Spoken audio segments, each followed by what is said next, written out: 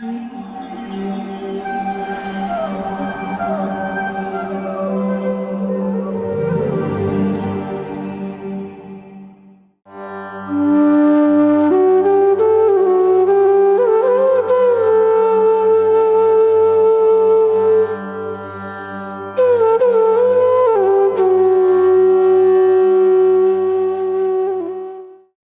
कृष्णा। आज के कार्यक्रम में आप सभी का हार्दिक स्वागत है। आज हमारे वक्ता हैं श्रीमान वृंदा नाथ प्रभु जी। प्रभु जी का जन्म भारत में पंजाब के एक धार्मिक हिंदू परिवार में हुआ। बचपन से ही उन्हें रामायण पढ़ने और सुनने के प्रति अत्यंत ही आकर्षण था। प्रभु जी ने मैकेनिकल इंजीनियरिंग का अध्ययन करने के पश्चात सन 2005 में यूएसए में बायो मैकेनिकल इंजीनियरिंग में पीएचडी की और जनरल मोटर्स के लिए safety performance integration and research engineer के रूप में कार्य किया। वेन स्टेट यूनिवर्सिटी में पीएचडी के दौरान परिसर में भक्तों से उनका परिचय हुआ। पश्चात वे नियमित रूप से उनसे मिलने जाने लगे। सन 2013 में इस्कॉन के संस्थापक आचार्य भक्तिवेदांत स्वामी श्रील प्रभुपाद के प्रिय शिष्य परम पूज्य गोपाल कृष्ण गोस्वामी महाराज से उन्होंने हरि नाम दीक्षा और सन 2017 में ब्राह्मण दीक्षा प्राप्त की। वर्तमान में वे अपने परिवार के साथ यूएसए में रहते हुए भगवत भक्ति का अभ्यास कर रहे हैं। वह नियमित रूप से स्थानीय उपनगरों में भक्ति वृक्ष व नाम हट्ट कार्यक्रम और महोत्सवों के आयोजनों के माध्यम से वहां के निवासियों के साथ कृष्ण भावनामृत को साझा कर रहे हैं। साथ ही साथ प्रभु जी नियमित रूप से इस्कॉन डेट्रॉयट और इस्कॉन फार्मिंगटन हिल मंदिरों में विभिन्न प्रकार की सेवाओं में संलग्न रहते हैं। तो आइए श्रवण करते हैं श्रीमान वृंदा नाथ प्रभु जी के मुखारविंद से। धन्यवाद। हरे कृष्णा। ओम ज्ञानतिमिरान्धस्य ज्ञानाञ्जनशलाकया चक्षुरुन्मिलितं येन तस्मै श्रीगुरवे नमः। मुखं करोति वाचालं पङ्गुं लङ्घायते गिरिं यत्कृपातमहं वन्दे श्रीगुरुदीनतारिणीं परमानन्दमाधवं श्रीचैतन्येश्वरं। नमो विष्णुपादाय कृष्णप्रेष्ठाय भूतले श्रीमते भक्तिवेदान्त स्वामीति नामिने। नमस्ते सारस्वती देवी गौरवाणी प्रचारिणे निर्विशेष शून्यवादी पाश्चात्यदेशतारिणे। जय श्री कृष्ण चैतन्य प्रभु नित्यानंद श्री अद्वैत गदाधर श्रीवासादि गौर भक्त वृंदा। हरे कृष्णा कृष्ण कृष्ण हरे हरे, हरे राम राम राम हरे हरे। हरे कृष्णा। तो आप सभी का हमारे इस नारद भक्ति सूत्र की श्रृंखला में हार्दिक स्वागत है। तो हम चर्चा कर रहे थे नारद भक्ति सूत्र में से नारद जी के दिए हुए सूत्र, जिसमें नारद जी बता रहे हैं भक्ति को प्राप्त करने से, जब भक्त के जीवन में भक्ति आती है, साधक के जीवन में भक्ति आती है, तो उसको क्या प्राप्त होता है। यत् ज्ञात्वा मत्तो भवति स्तब्धो भवति आत्मरामो भवति। तो जिसको जानकर भक्त उन्मत्त हो जाता है, मस्त हो जाता है, मतवाला हो जाता है और स्तब्ध हो जाता है, अपना होश हवास खो बैठता है। और आत्मारामो भवति। तो इससे पहले सूत्र में नारद जी ने क्या बताया? यत् लब्धवा पुमान सिद्धो भवति अमृतो भवति तृप्तो भवति। तो पहले तो नारद जी बता रहे हैं कि इसको प्राप्त करके जो साधक है वो सिद्ध बनता है, वो अमृत के समान बनता है, वो तृप्त हो जाता है। पर यहां पर नारद जी बता रहे हैं कि जिसको जानकर वो उन्मत्त हो जाता है, स्तब्ध हो जाता है और आत्माराम बन जाता है। तो जानकर पहले आएगा कि प्राप्त करके पहले आएगा? ये भक्ति में यही अंतर है। भक्ति में पहले प्राप्त होता है, फिर उसके बारे में जानकारी आती है। तो ऐसा नहीं है कि भक्त सोचेगा कि पहले मैं सब कुछ जान लूं, फिर मैं भक्ति आगे करूंगा, फिर मैं भगवान के प्रति साधना करूंगा, नाम जप करूंगा, कथा श्रवण करूंगा। तो पहले भक्ति में लगते हैं, उसको प्राप्त करते हैं, और उसको प्राप्त करने के बाद इन सब चीजों का अनुभव होता है। तो पहले प्राप्त होता है, फिर उसका अनुभव होता है, ज्ञान विज्ञान सहितम। तो यहां पर नारद जी बोल रहे हैं उन्मत्त भवति। जो भक्त है वो मस्त हो जाता है, मतवाला हो जाता है, जैसे कि उसके अंदर किसी तरह का कुछ नशा छा जाता है। बहुत सारे लोग अपने कष्टों को भुलाने के लिए, गम को भुलाने के लिए कुछ मदिरा पान करते हैं, इंटॉक्सिकेशन। और मदिरा पान करने से उनका क्या होता है, वो सब चीजों को भूल जाते हैं कुछ समय के लिए, नशा छा जाता है एक दिमाग पर जो भक्ति का नशा है वो इससे विपरीत है। मदिरा पान करने से नशा छाएगा थोड़ी देर के लिए, सुबह व्यक्ति उठेगा तो उसका सर चकराएगा, उसको हैंगओवर रहेगा, तो उसको उतारने के लिए फिर उनको कुछ नींबू पानी और ये सब करना पड़ता है।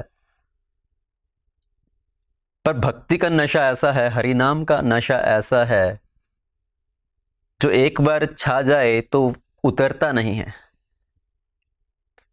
जैसे प्रभुपाद जी ने, जब प्रभुपाद जी अमेरिका गए तो उन्होंने सबको हरिनाम दिया, भगवान के नाम जप में लगाया, संकीर्तन। जहां तक कि जो लोग इतना नशे के आदी थे, गलत चीजों का सेवन करते थे, हिप्पीज थे, प्रभुपाद जी ने उनको हिप्पीज से हैप्पीज बना दिया, उनका जीवन आनंदमय कर दिया। तो उनको हरिनाम के प्रति इतना रुचि आने लगा, इतना आकर्षण होने लगा कि सड़कों के ऊपर वो हरिनाम करते हुए जा रहे हैं, झूमते हुए। अगर कोई बाहर वाला व्यक्ति पूछे कि अरे भाई तुम्हें भगवान का नाम जप करने में, हरिनाम में क्या मजा आ रहा है, कोई जो नशे करने वाला व्यक्ति है, जो मदिरापान करने वाला व्यक्ति है, वो भक्त को देखे तो उसको लगेगा कि शायद इन्होंने भी कुछ नशा किया है। कई बार आते हैं लोग, उन भक्तों को पूछते हैं आप कौन से ब्रांड की पीते हो, आपका जो नशा है कभी जाता नहीं, आप कौन से ब्रांड की पीते हो। और भक्त भी उनको उन्हीं की भाषा में उत्तर देते हुए कहते हैं हमारा जो ब्रांड है वो बड़ा उत्तम ब्रांड है, इसका कुछ साइड इफेक्ट नहीं है, इसका कुछ हैंगओवर नहीं है। आप भी हमारे ब्रांड का मदिरापान कीजिए, उसका सेवन कीजिए। और वो मदिरापान किया है भगवान के नाम का नशा। गोविंद माधव हरि हरि बोल, केशव माधव हरि हरि बोल, गोविंद माधव हरि हरि बोल। तो भक्त जो है वो भगवान के नाम का उच्चारण करता है, सतत भगवान के नाम का कीर्तन करता है, और उसके अंदर इतना मस्त हो जाता है, मतवाला हो जाता है। जैसे एक बहुत सुंदर उदाहरण आती है मीराबाई जी की, भगवान की जो परम भक्त हुई, तो उनको ऐसी लगन लगी भगवान के नाम की कि उन्होंने सब कुछ त्याग दिया और गलियों में घूमती फिर रही हैं भगवान का नाम लेते हुए, हरि नाम लेते हुए। ऐसी लागी लगन मीरा हो गई मगन, वो तो गली गली हरि गुण गाने लगी। महलों में पली, महलों में बड़ी, बन के जोगन चली, मीरा रानी दीवानी कहाने लगी। ऐसी लागी लगन मीरा हो गई मगन। तो मीरा राजमहलों में पली बड़ी, पर उनको भगवान के नाम की ऐसी लगन लगी कि सब कुछ त्याग दिया, जोगन बन के वो सड़कों पे घूमती फिर रही हैं भगवान का नाम जप करते हुए। तो ये भगवान के नाम का नशा। और गोपियों की उदाहरण ले लीजिए, गोपियों ने सबको छोड़ दिया भगवान को प्राप्त करने के लिए। भगवान से मिलने जाना हो, जब उनको कृष्ण को मिलने जाना है, तो उनके माता ने उनको रोका, उनकी सास ने रोका, पति ने रोका, ननद ने रोका, सब लोग उनको रोक रहे हैं, पर उन्होंने किसी की नहीं सुनी। जहां तक कि उन्होंने शास्त्रों तक की नहीं सुनी। कौन सा शास्त्र इजाजत देता है कि रात के 12 बजे आप अपने घर बार को छोड़कर जंगल में जाओ किसी को मिलने के लिए। तो गोपियों ने सब कुछ ठुकरा दिया भगवान के प्रेम में मतवाले होकर। तो ऐसा नहीं है कि वो किसी साधु को मिलने जा रही थी। किसको मिलने जा रही थी? ब्रजेर प्रसिद्धम नवनीत चोरम गोपांगनानां चदकूल चोरम श्रीराधिकाया हृदयस्य चोरम अनेक जन्मर्जित पाप चोरम चोराग्रगण्यम पुरुषम नमामि। तो जो गोपियां हैं वो किसी साधु महात्मा को नहीं मिलने जा रही थी, वो किसको मिलने जा रही थी? चोरों के सरदार को।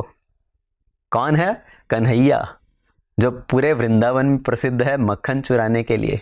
और क्या चुराते हैं? गोपियों के वस्त्र चुराते हैं, श्री राधिका का हृदय चुराते हैं। पर सबसे जो मुख्य बात है वो जीव के अनेक अनेक जन्मों के जो पाप उसने अर्जित किए हैं उन पाप को चुरा लेते हैं। तो गोपियों का भगवान के प्रति इतना प्रेम कि उन्होंने सब कुछ ठुकरा दिया। तो ये है प्रेम का नशा, भक्ति का नशा। यत् ज्ञात्वा उन्मत्तो भवति स्तब्धो भवति। भक्ति में जब प्रेम भाव आता है तो जो भक्त है वो शांत हो जाता है, वो जड़वत हो जाता है। उसका मन, इंद्रियां, देह सब शांत हो जाते हैं। मुख से आवाज नहीं निकल पाती। ऐसा नहीं है कि वो बोल नहीं सकता, पर भक्त का इस सांसारिक विषयों के प्रति वार्तालाप करने में, इन सांसारिक विषयों में उलझने में कुछ मन नहीं रहता। वो पूरी तरह से स्तब्ध हो जाता है। स्तब्ध हो जाना मतलब उसके अंदर अष्ट सात्विक विकार उत्पन्न होना। बहुत सारे लोग इस संसार में ऐसे हैं कि उनको कुछ समझ में नहीं आता कि बोलना क्या है। अगर बोलेंगे तो लोगों को पता चल जाएगा कि हमारे अंदर कुछ कुशलता नहीं है, हमारे अंदर कुछ योग्यता नहीं है, कुछ बुद्धि नहीं है। तो इसीलिए लोग शांत रहना चाहते हैं, मौन व्रत रखना चाहते हैं। पर मौन का असली अर्थ जो है कि सांसारिक विषयों के बारे में बात ना करके सिर्फ भगवान के बारे में वार्तालाप करना, भगवान का गुणगान करना, भगवान का नाम जप करना और भगवान के बारे में ही दूसरों को बताना। अन्य किसी विषयों में कुछ वार्तालाप नहीं करना। तो जो भक्त है वो शांत हो जाता है, स्तब्ध हो जाता है। उसके मुख से आवाज नहीं निकल पाती। जैसे कि शास्त्रों में हम कितनी उदाहरणें पढ़ते हैं, जब भगवान का दर्शन हुआ, साक्षात भगवान सामने आकर खड़े हो गए, तो भक्त के मुख से आवाज नहीं निकल पाई। वो भगवान को देखकर इतना भाव विभोर हो गया कि बोल नहीं पा रहा है। भगवान को स्तुति करना चाहता है पर आवाज नहीं निकल रही, कंठ अवरुद्ध हो जाता है, अश्रुधारा बह रही है आंखों से। जैसे पहली उदाहरण, जब भगवान राम अहिल्या के आश्रम में आए, विश्वामित्र जी के कहने पर उन्होंने अहिल्या का उद्धार किया, उनको पत्थर की मूर्ति से फिर से स्त्री में परिवर्तित कर दिया। तो उस समय पर अहिल्या ने जब साक्षात भगवान राम को अपने सामने खड़ा देखा तो वो बिल्कुल भाव विभोर हो गई। उनकी आंखों से अश्रुधारा बह रही है, भगवान की स्तुति करना चाहती हैं पर उनके मुख से आवाज नहीं निकल रही। स्तब्ध हो जाना। दूसरी उदाहरण है ध्रुव महाराज। जब ध्रुव महाराज अपनी सौतेली माता के से बर्ताव से तंग आकर जब जंगल में भाग गए भगवान को प्राप्त करने के लिए, नारद मुनि जी के बताए रास्ते पर चलकर उन्होंने भगवान की घोर तपस्या की। उनकी तपस्या से प्रसन्न होकर भगवान साक्षात उनको दर्शन देने के लिए सामने आकर खड़े हो गए। और ध्रुव महाराज ने जैसे ही भगवान को सामने खड़े देखा तो उनका भी वही हर्ष था। आंखों से अश्रुधारा बह रही है, रोम रोम हर्षित हो रहा है, पर मुख से आवाज नहीं निकल पा रही। भगवान को देखकर उनका हृदय इतना गदगद हो गया।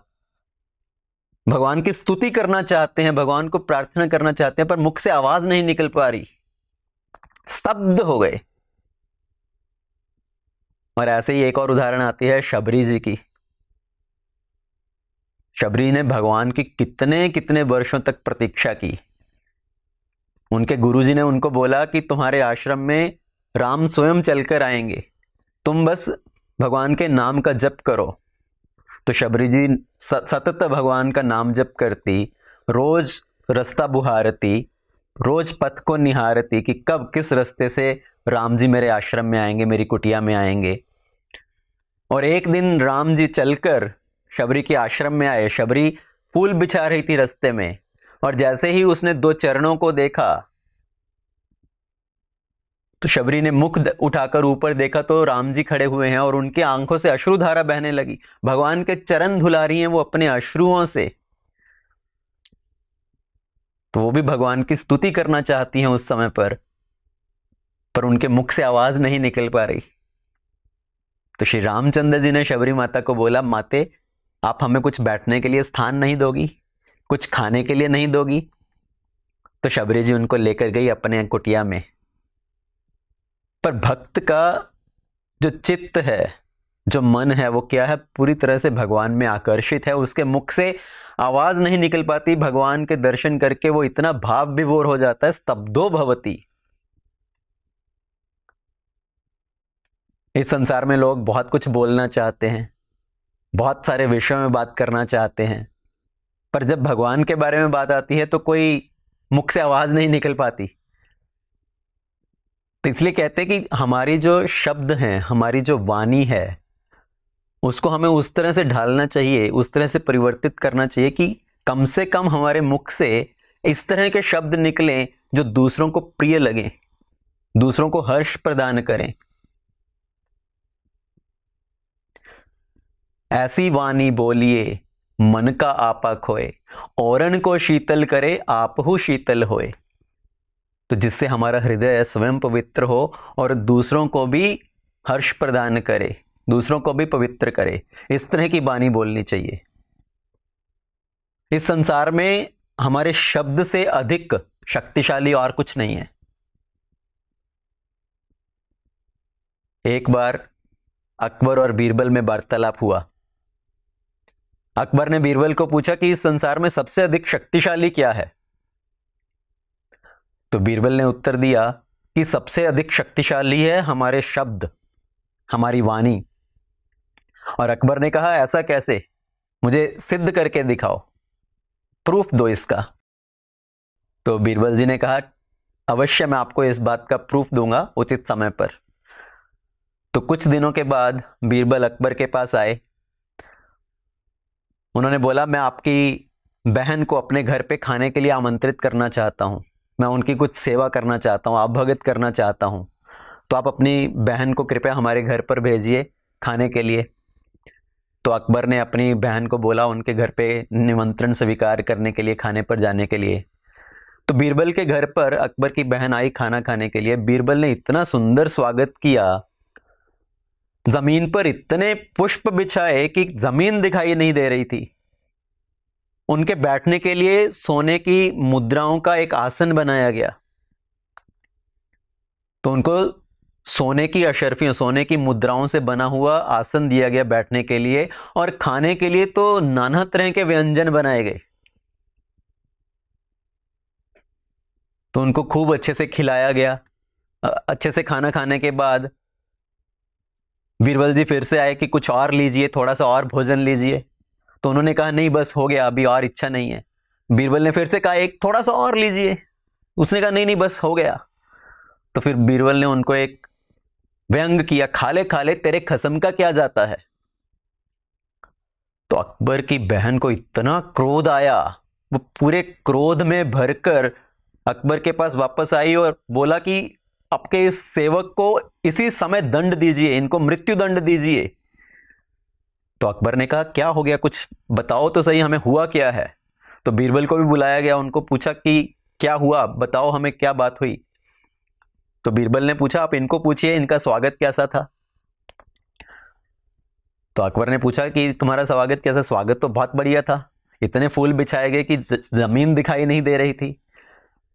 अच्छा, इनको पूछिए बैठने के लिए कैसा प्रबंध किया गया इनका। तो उन्होंने बताया, बैठने के लिए भी बड़ा अच्छा प्रबंध था, सोने की मुद्राओं का बना हुआ आसन दिया गया, अच्छा, इनको पूछिए खाना कैसा था, इनको खाना अच्छा लगा? हाँ, खाना भी बहुत अच्छा था।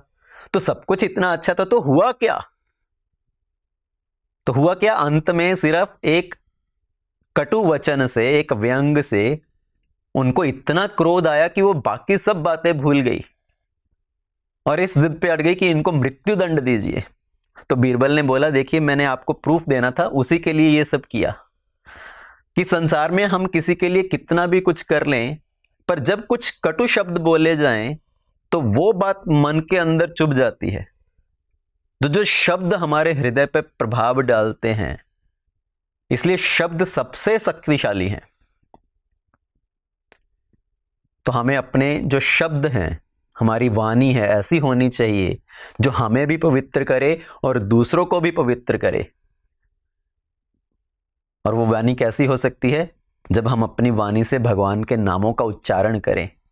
हरे कृष्णा कृष्णा कृष्णा हरे हरे, हरे राम राम राम हरे हरे। तो भक्त भगवान के नाम जप में, कीर्तन में, कथा श्रवण में इतना मस्त हो जाता है, उन्मत्तो भवति स्तब्धो भवति। और तीसरी चीज क्या है? आत्मा रामो भवति। तो आत्मा राम का क्या अर्थ है? कि वो आत्मा में रमन करने लगता है, वो भगवान में रमन करने लगता है। उसको भगवान के सिवाय और किसी चीज का ध्यान नहीं, किसी और चीज के बारे में उसको सोचता ही नहीं है। खूब भगवान का नाम जप करे, खूब भगवान की कथा सुने, खूब कीर्तन में नाचे, खूब भगवान का स्मरण करे, तो पूरी तरह से वो भगवान में ही मस्त हो जाता है। कई बार लोग बोलते हैं हम कितनी कथा सुने, एक बार सुन लिया राम कथा, एक बार सुन लिया भागवत कथा, और कितनी बार सुने? जब खाने की बात आती है, सोने की बात आती है, कुछ और मनोरंजन की बात आती है, तब हम ये नहीं बोलते कि मैं रोज रोज क्यों खाऊं, मैं रोज रोज क्यों सोऊं। भगवान की कथा श्रवण करने की, भगवान का नाम जप करने की, तब हम हमेशा यही बात बोलते कि कितना सुने। तो भगवान का निरंतर नाम जप करना चाहिए, भगवान की निरंतर कथा श्रवण करनी चाहिए, सतत कथा श्रवण करना चाहिए, जब तक कि हमारे हृदय में इतना आनंद ना आने लगे, रोमांचित ना होने लगे, तो उतनी देर तक भगवान की कथा श्रवण करते रहना चाहिए। ये हमारे मन के अंदर इतने विकार हैं, ये विकार नष्ट कैसे होंगे? जब हम भगवान का नाम जप करेंगे, जब हम भगवान की कथा श्रवण करेंगे, तभी जाकर ये विकार नष्ट होंगे। जैसे जब धान को कूटा जाता है ओखल के अंदर डालकर, तो कब तक धान को कूटा जाता है? उस धान को तब तक कूटते रहते हैं जब तक कि वो चावल जो है वो भूसे से अलग ना हो जाए। तो उसी तरह से हमें भगवान की कथा का श्रवण कितना करना चाहिए? इतना श्रवण करना चाहिए, इतना श्रवण करना चाहिए कि हमारे हृदय के जो विकार हैं वो नष्ट हो जाएं। हमें सतत भगवान की कथा में आनंद आने लगे, इतना आनंद आने लगे कि हम जहां भी, जब भी कहीं कथा सुने तो रोमांचित हो जाएं। जैसे गरुड़ जी को जब मोह हुआ, उन्होंने जब राम जी और लक्ष्मण जी को नागपाश से मुक्त किया, तो उनके हृदय में एक शंका उत्पन्न होगी कि क्या ये वास्तव में भगवान है? इनको तो मैंने मुक्त किया, तो ये भगवान कैसे हो सकते हैं? जब गरुड़ जी के मन में ये मोह आया, ये शंका उत्पन्न हुई, तो ब्रह्मा जी के पास गए उसका निवारण करने के लिए। ब्रह्मा जी ने उनको शिव जी के पास भेजा। तो सब जगह घूमते फिर रहे हैं अपने शंका का निवारण करने के लिए, और शिव जी ने उनको बोला कि आप शंका का निवारण करना चाहते हैं तो आप काकभूषणी जी के पास जाइए, वो आपकी कथा का, आपकी शंका का निवारण कर सकते हैं। और गरुड़ जी गए काकभूषणी जी के आश्रम में। काकभूषणी जी कौन है? कौवे के रूप में। और वो उस समय पर भगवान राम की कथा करने जा रहे थे। तो उनके आश्रम का जो वातावरण था, पहले तो वो वातावरण देखकर ही गरुड़ जी के हृदय को इतना आनंद हुआ, इतना उनका हृदय शांत हो गया। और फिर जैसे जैसे उन्होंने कथा सुनी, तो उनके हृदय के सब जो शंका थी सब नष्ट हो गई, सब मोह नष्ट हो गया और उनको कथा में इतना आनंद आने लगा, इतना रोमांच आने लगा कि उनका मन था कि निरंतर कथा सुनते रहें, सुनते रहें, सुनते रहें। तो ये हमारा भाव होना चाहिए, जब कथा में इतना आनंद आने लगे कि आप कहीं भी कथा सुनो। जब कौवे के मुख से भी कथा सुनने में आनंद आए। ये कौवे की वाणी कैसी है, कौवे की आवाज कैसी है। कौवे की जो आवाज होती है बड़ी कर्कश वाणी होती है, और कौवे की वाणी में कथा सुनकर भी जब आनंद आए तो इसका मतलब वो व्यक्ति, जो वो साधक है, वो आत्मा राम हो गया है, आत्मा में रमन करने वाला, भगवान में रमन करने वाला। तो आजकल तो जब हम कथा सुनते हैं तो ऐसा कोई नहीं है कि जो कौवे जैसी वाणी वाला, कर्कश वाणी वाला कोई कथाकार हो, कोई प्रवक्ता हो।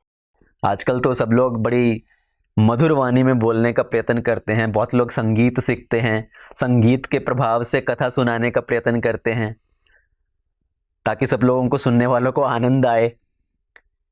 तो जब हमें कथा में निरंतर आनंद आने लगे तो वो वास्तविक दशा है हमारी आत्मा रामो भवति। तो भक्ति प्राप्त करने से क्या होता है? प्राप्त करने से व्यक्ति सिद्ध बनता है, अमृतमय बनता है, तृप्त हो जाता है और उसको जानकर उन्मत्त भवति, स्तब्धो भवति, आत्मा रामो भवति। तो हमें प्रयत्न करना चाहिए कि हम उस स्तर पर पहुंच सकें। अभी हम उस स्तर पर नहीं हो सकते हैं, पर हमारा जो प्रयत्न होना चाहिए कि हम उस स्तर पर पहुंच सकें जहां पर हम भगवान का प्रेम को प्राप्त कर सकें, उस प्रेम को अनुभव कर सकें। हरे कृष्णा। ऐसे ही और भक्तिमय कार्यक्रमों के लिए देखिए हरे कृष्णा टेलीविजन, और इसे प्राप्त करने के लिए आप अपने केबल अथवा DTH ऑपरेटर से संपर्क करें तथा और अधिक जानकारी के लिए आज ही डायल करें 7666 839 839।